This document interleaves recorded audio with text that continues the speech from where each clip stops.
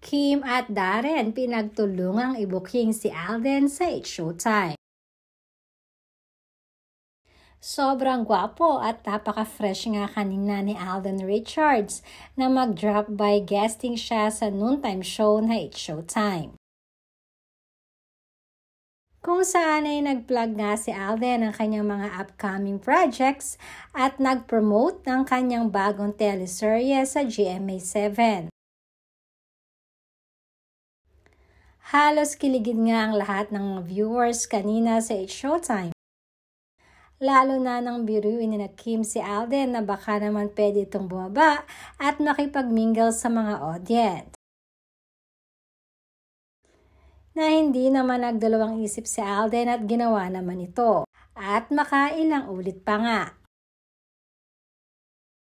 Ito nga ang isa sa mga hinahangaan ng mga followers at fans ni Alden sa kanya. Dahil alam ni Alden kung paano magbigay ng halaga sa kanyang mga taga-subaybay.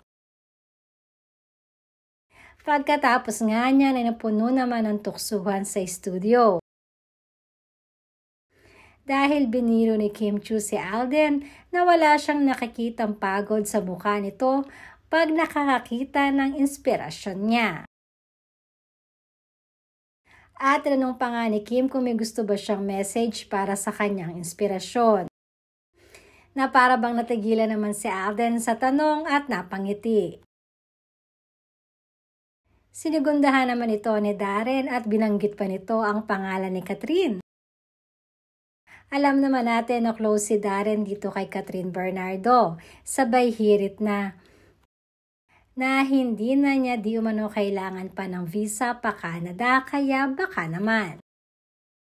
Obvious naman na si Catherine Bernardo ang sinasabi nila sa kanilang pagbibiro kay Alden Richards.